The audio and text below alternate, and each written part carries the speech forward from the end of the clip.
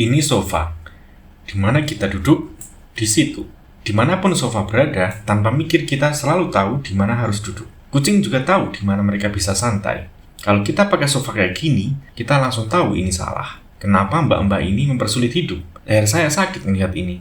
Kalau ini trotoar, di mana kita jalan kok di situ sih? Kota Madiun, indah, bersih, dengan gemerlap lampu di malam hari, serta berbagai keajaiban dunia.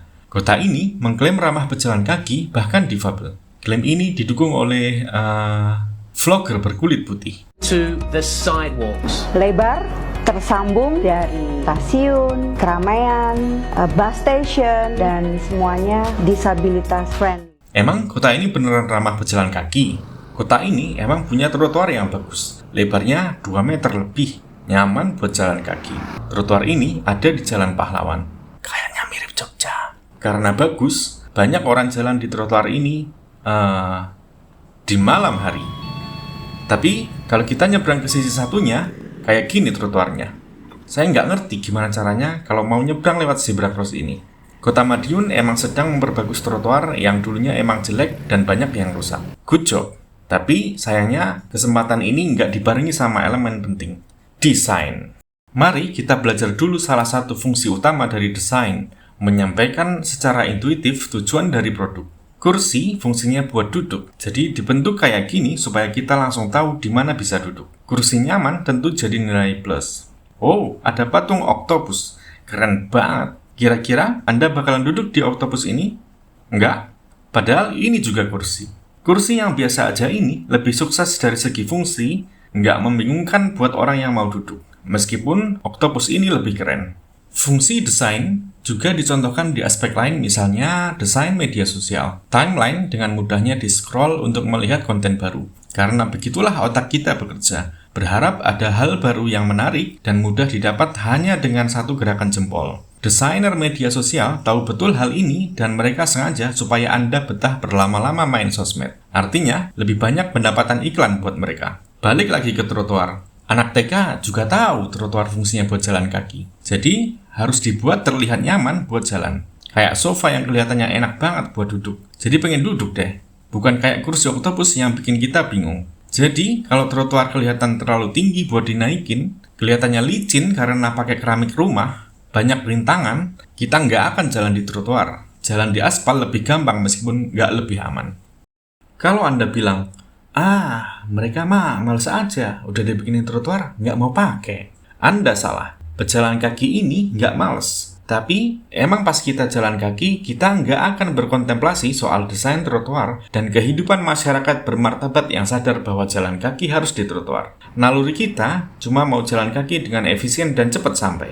Kalau direferensikan ke pemikiran Daniel Kahneman dalam Thinking Fast and Slow, ketika jalan kaki, otak kita ada di sistem 1, bukan sistem 2. Ini sama juga buat pengendara yang nggak peduli sama rambu batas kecepatan. Karena pas lagi nyetir, manusia nggak bisa mikir sedalam itu. Yang bilang orang nggak mau jalan kaki di trotoar itu males, juga nunjukin kalau dirinya sebenarnya jarang jalan kaki. Nggak tahu kan gimana susahnya mau jalan di trotoar? Tahu nggak kenapa orang ini jalan di aspal padahal trotoarnya udah paling bagus? Karena susah buat ibu ini buat melewati rintangan yang kayak gini. Kenapa bapak-bapak ini jalan di atas aspal juga? Karena trotoar di sisi jalan ini dipakai buat nyimpen box elektrik. Ngomong-ngomong soal males, berapa banyak pejalan kaki yang jalan di aspal dibandingkan orang naik motor atau mobil yang males ngerem buat nunggu orang nyebrang, males lihat rambu kecepatan, males nunggu lampu merah, atau males jauh jadi ngelawan arus. Beraninya Anda bilang orang jalan kaki males padahal mereka pakai tenaga mereka sendiri, sedangkan Anda pakai mesin. Terus gimana buat difabel? Buat orang normal aja susah. Oke, ada guiding block buat tunanetra, tapi kepotong-potong. Di trotoar yang ini, hilang. Lagi enak-enak ngikutin guiding block, malah nabrak meja. Yang di sini malah nabrak tiang listrik. Kalau buat kursi roda, bayangin bisa naik ke trotoar ini apa enggak? Walaupun dibantu, yang ngebantu dalam hati mungkin akan berkata kasar karena harus angkat setinggi itu. Oh ya, ada jalan buat kursi roda, tapi saya coba dorong roda sepeda 29 inci aja susah naiknya. Belum lagi kemiringannya. Apa pembuat trotoar berharap semua orang yang pakai kursi roda punya otot tangan yang super? Kalau emang mau memuliakan pejalan kaki, kota ini harusnya serius belajar desain. Kenapa nggak dibangun trotoar yang bahannya murah aja, tapi beneran berfungsi? Nggak harus pakai batu yang mahal supaya bisa dibangun merata.